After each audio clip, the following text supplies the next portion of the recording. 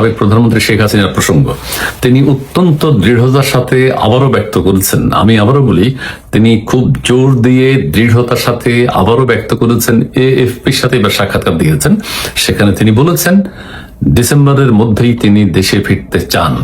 তার বিরুদ্ধে হত্যা মামলা আছে, অভিযোগ আছে, মানবতা বিরোধী অপরাধ আছে। সাংবাদিকদের এই প্রশ্নের জবাবে তিনি বলেছেন, আমি সব জানি, আমাকে হত্যা করতে পারে, আমাকে গ্রেফতার করতে পারে, আমাকে নানানভাবে অত্যাচার নির্যাতন করতে পারে, তবু দেশের মানুষের কথা ভেবে আমি যেভাবেই হোক ডিসেম্বরের মধ্যে দেশে ফিরতে চাই। এবং তার কিছুদিন আগে আপনারা জানেন রয়টার্সের সাথে তিনি একটা ইন্টারভিউ দিয়েছেন, এবারে এএফপির সাথে। এর আগেও তিনি এক সাক্ষাৎকারে বলেছেন মাথা উঁচু করে ফিরবেন, তারপর আরেক সাক্ষাৎকারে বলেছেন ডিসেম্বরের মধ্যে ফিরবেন, এখনো আবার বলছেন ডিসেম্বরের মধ্যেই ফিরবেন। কি বলেছে আমি পত্রিকা থেকে একটু পড়ে শোনাই। এএফপি কে সাক্ষাৎকারে শেখ হাসিনা, প্রাণনাশের আশঙ্কা থাকলেও ডিসেম্বরের মধ্যে বাংলাদেশে ফিরতে চান শেখ হাসিনা। দৈনিক ইত্তেফাকে এসছে, ক্ষমতাচ্যুত প্রধানমন্ত্রী শেখ হাসিনা বলেছেন নিজের জীবনের ঝুঁকি সম্পর্কে তিনি সম্পূর্ণ সচেতন। গ্রেফতার, কারাবন্দী হওয়া, এমনকি হত্যার শিকার হওয়ার আশঙ্কা থাকলেও আগামী ডিসেম্বরের মধ্যেই তিনি দেশে ফিরতে চান। কথা পরিষ্কার, ঠিক আছে। বার্তা সংস্থা এএফপি কে ইমেইলে দেওয়া সাক্ষাৎকারে 78 বছর বয়সী শেখ হাসিনা বলেন, আমাকে হত্যা করা হতে পারে, আমাকে গ্রেফতার করা হতে পারে, আমাকে কারাগারেও পাঠানো হতে পারে। আমি আমার পরিণতি সম্পর্কে পুরোপুরি সচেতন, তারপরেও দেশে ফিরতে চাই, কারণ আমার দেশের মানুষ আমাকে ডাকছে।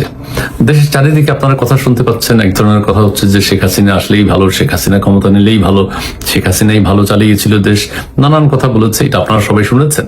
তিনি বলছেন যে গত নভেম্বরে ঢাকার একটি আদালত মানবতা বিরোধী অপরাধের মামলায় শেখ হাসিনাকে দোষী সাব্যস্ত করে মৃত্যুদণ্ডের রায় দেয়।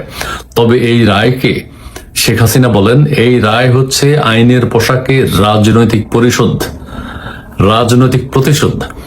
এই রায়কে তিনি কিভাবে উল্লেখ করেছেন শুনুন, খুবই ভালো কথা। আইনের পোশাকে রাজনৈতিক প্রতিশোধ বলে মন্তব্য করেছেন শেখ হাসিনা। ভারতের একটি গোপন স্থানে অবস্থান করছেন বলে জানান তিনি দেশে ফিরতে ভারতের পক্ষ থেকে কোনো ধরনের চাপ নেই। অর্থাৎ তিনি বলছেন, আমি ভারতের মর্যাদার সঙ্গে আছি, ভালো আছি, ভারতীয় কর্তৃপক্ষ আমার সঙ্গে প্রত্যার্পণ নিয়ে কোনো আলোচনা করেনি। মানে আমাদের সরকার বলছে না বারবার যে শেখ হাসিনাকে পাঠানো হোক, সেটা নিয়ে ভারত শেখ হাসিনার সাথে কোনো আলোচনা করেনি। শেখ হাসিনা বলছেন দেশে ফেরার সিদ্ধান্ত আমি নিজেই নিয়েছি। এছাড়াও আরো নানান প্রশ্নের জবাব তিনি দিয়েছেন এবং তার বিরুদ্ধে যত অভিযোগ আছে সেগুলো তিনি প্রত্যাখ্যান করেছেন। ওই যে 24 জুলাই আগস্টের যে হত্যাকাণ্ড, এটা নিয়ে তিনি বলছেন যে আমি দুঃখ প্রকাশ করবো কিন্তু ক্ষমা চাইবে না।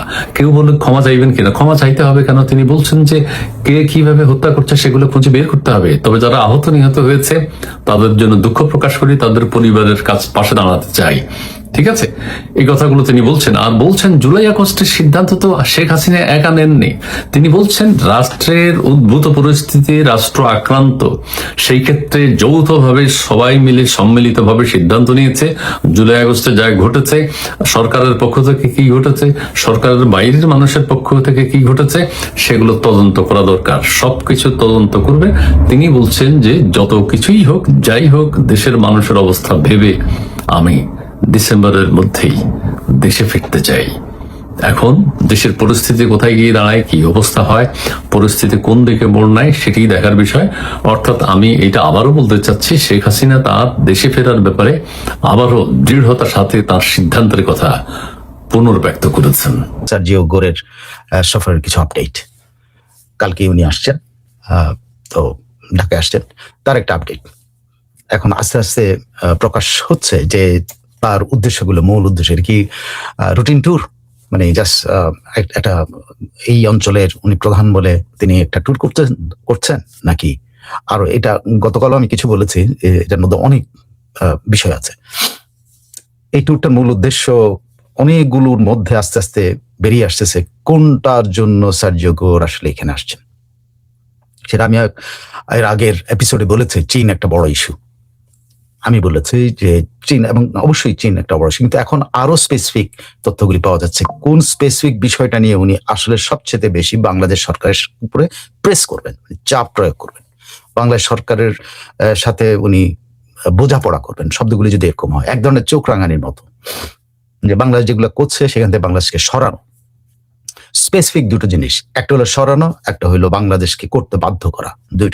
দুইটাই কিন্তু মূল, যদি একেবারে মূল কোর জিনিস যেটার জন্য উনি আসছেন, সেটা হলো যে চীনা করিডোর, চীনের প্রস্তাবিত করিডোর, আর হলো জাতিসংঘের যে প্রস্তাবিত মানবিক করিডোর, ইউনুসের সময় যে জাতিসংঘ মহাসচিব এসে যেসব কথাবার্তা বলছেন, যে করিডোরের কথাবার্তা উঠেছিল, যে করিডোর প্রস্তাব করা ছিল, এটা বেসিক্যালি যুক্তরাষ্ট্রেরই একটা প্রস্তাবকে জাতিসংঘের মোড়কে এনে বাংলাদেশে করা হয়েছে। সেটা হলো কোন করিডোরটা? সেটা হলো রাখাইনের সাথে, যে আনঅফিসিয়ালি রোহিঙ্গাদেরকে সহায়তা করা, রোহিঙ্গা রিহ্যাবিলিটেশনের, অফিসিয়ালি রোহিঙ্গা রিহ্যাবিলিটেশনের সহায়তা করার জন্য, এই মানবিক সাহায্য পৌঁছানোর জন্য এই করিডোর।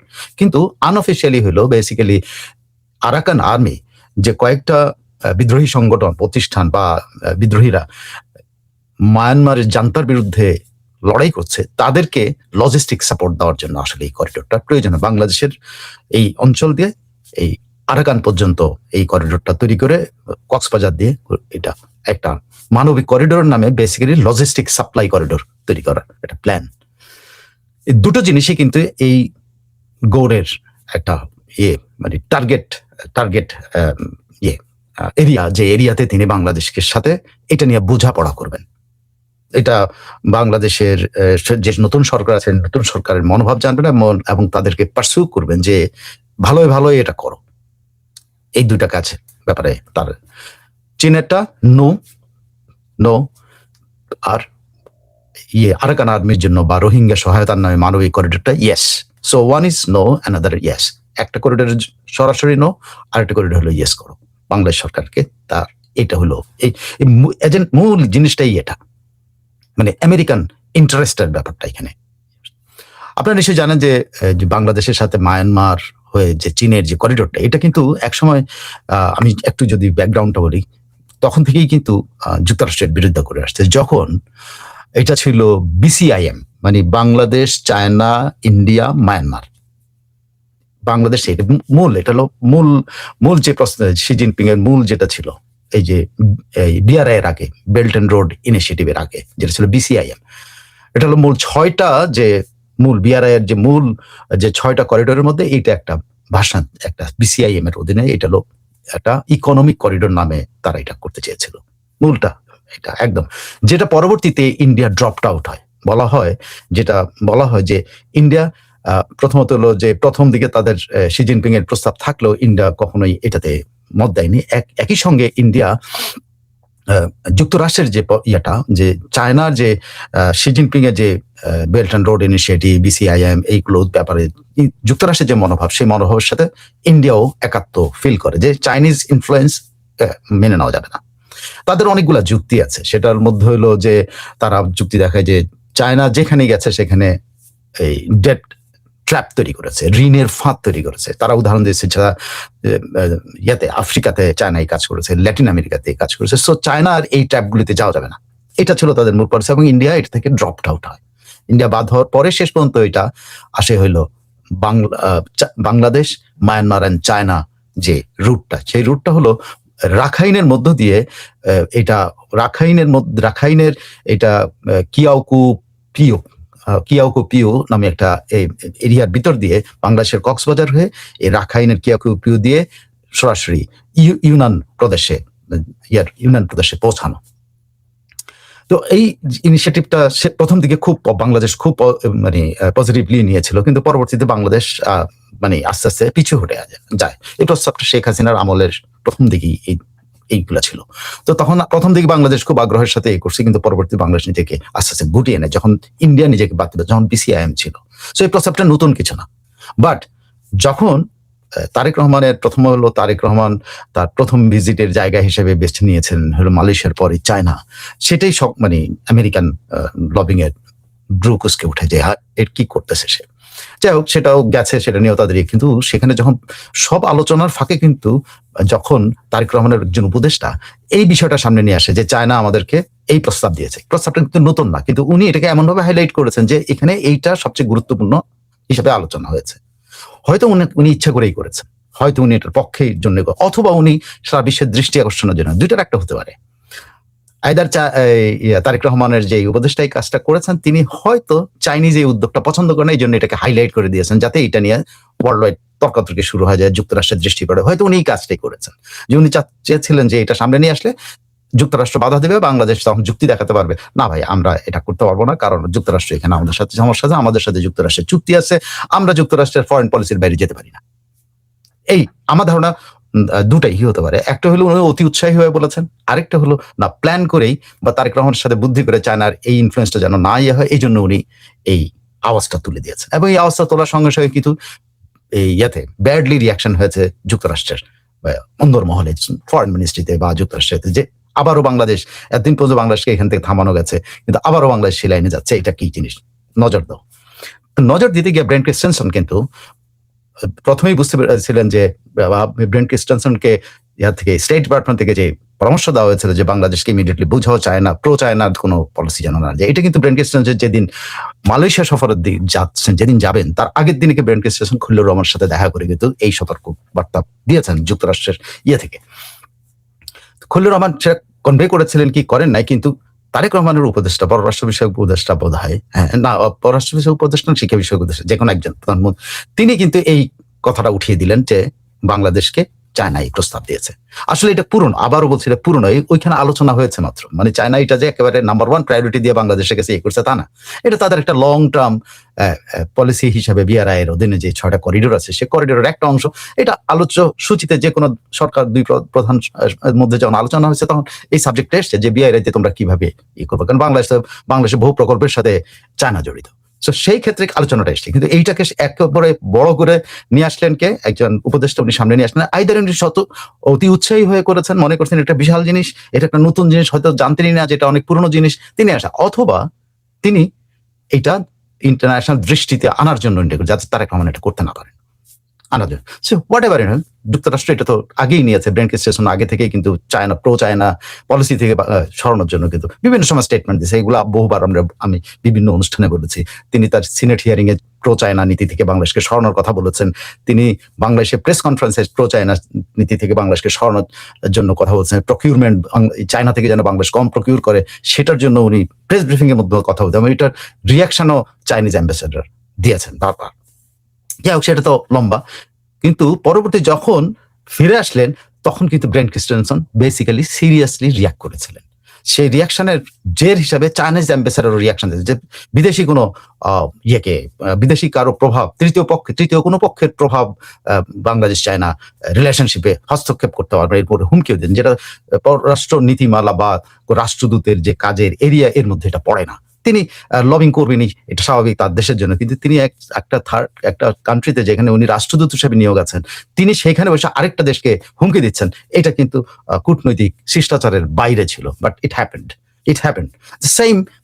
ব্রেন ক্রিস্টেনসনও কিন্তু সেম ঘটনাটাই ঘটিয়েছিলেন, যে উনি বাংলাদেশে অ্যাপয়েন্টমেন্ট পায়, উনি ওনার সিনেটে বলেছেন ঠিক আছে, কিন্তু বাংলাদেশের মাটিতে বসে উনি চায়না বিরোধী বক্তব্য দিয়েছেন। বাংলাদেশের মাটি ব্যবহার করে তিনি চায়না বিরোধী বক্তব্য দেওয়ার কথা না, but they did it. So যুক্তরাষ্ট্র এবং চায়নার রাষ্ট্রদূতরা কিন্তু এই কোয়ালিশনে জড়িয়েছিলেন। সো এটা আরো বেশি ফ্লেয়ার আপ হয়েছে, মানে বলতে পারেন যে আগুনের মধ্যে ঘি ঢেলে দেওয়ার মতো, এটা আরো ইন্টারন্যাশনাল দৃষ্টি পড়েছে এটার উপরে, যে এটা অনেকে তখন মনে করেছিল যে এটা তিস্তার কারণে বা তিস্তা প্রকল্পে চায়না আসার কারণে ইন্ডিয়ার কোনো হুমকি ধামকি ছিল কিনা, যেটার কারণে চায়না রিয়াক্ট করেছে। নো, ইট ওয়াজ যুক্তরাষ্ট্রের হুমকির কারণে তারা কিন্তু এই রিয়াকশনটা দেখিয়েছিল। এখন এই জিনিসটাই যখন ব্রেন ক্রিস্টেনসন হ্যান্ডেল করতে পারে নাই, সেই প্রেক্ষাপটেই কিন্তু এই সার্জিও গোরের বাংলাদেশ সফর। সার্জিও গোরকে আপনি মনে রাখেন, সার্জিও গোর কিন্তু এই সফরটা কিন্তু শুধুমাত্র যে বাংলাদেশ সফর করে উনি কিন্তু শ্রীলঙ্কাও সফর করেছেন, এই সেম উদ্যোগ, সেম ইয়ার জন্য, যে এখানে মানে চায়নার প্রভাব মুক্ত বলয় তৈরি করার জন্য কিন্তু তিনি কিন্তু সব দেশ ঘুরতেছেন। তার মধ্যে বাংলাদেশ, এখন বাংলাদেশের মধ্যে এটা একটা হট টপিক যে চায়না বাংলাদেশ প্রো চাইনিজ নীতি নিচ্ছে। তো সেখানে আসছে এই বেল্ট অ্যান্ড রোড ইনিশিয়েটিভের এই ছয়টা যে করিডোরের পরিকল্পনা, তার মধ্যে বাংলাদেশ, এটা যেটা আগে ইন্ডিয়াও ছিল বিসিআইএম এর অধীনে যেটা ছিল, সেটা থেকে ইন্ডিয়া ড্রপ আউট হলে এখন বাংলাদেশ এটার মধ্যে। So it will be number one agenda of মানে অফিসিয়াল মানে এটা হয়তো কাগজে কলমে কোনো কিছু লেখা থাকবে না, বাট অফিসিয়ালি তার ডিসকাশনের মূল হবে এইটা। আর সেকেন্ড এটা তো জানা, সেকেন্ড হলো যে কি বলে, সেকেন্ডটা হলো আসতেছে কি বলে ওই যে আরাকান আর্মিকে লজিস্টিক সহায়তা দেওয়ার জন্য মানবিক করিডোর নামে একটা করিডোর জাতিসংঘের উদ্যোগে একটা তৈরি করা। অনেকে আবার এটা নিয়ে আমি দেখছি যে অনেক মিলিটারি এক্সপার্ট বলছেন যে এরকম একটা ওপেন করিডোর দিয়ে আমেরিকা কি আসলে এটা করতে চাচ্ছে? দেখেন, গোপন করিডোর দিয়ে তো আমেরিকা তো ইচ্ছা করলে পাচার করতেই পারে, কিন্তু ওপেনলি তারা যে তাদের বার্মা অ্যাক্টের অধীনে তারা যে মায়ানমারের এই জান্তা সরকারকে সরানো, মুক্ত অর্জনের যে লজিস্টিক থেকে আর্থিক সহায়তা শুরু করে সবকিছু, যেটা তার একটা বাজেট $কয়েক বিলিয়ন বাজেট আছে ওখানে, সেটা তারা অফিসিয়ালি কিভাবে মানে একেবারে প্রকাশ্য ভিতর দিয়ে কিভাবে লজিস্টিক সাপোর্টের নামে দিতে পারে সেটা, এটা নাও আমেরিকা কিন্তু যদি আরাকান আর্মিকে অস্ত্র সরবরাহ করতে চায় তাহলে কিন্তু এটা কোনো না, এটা পথ না, এটা সত্যি কথা।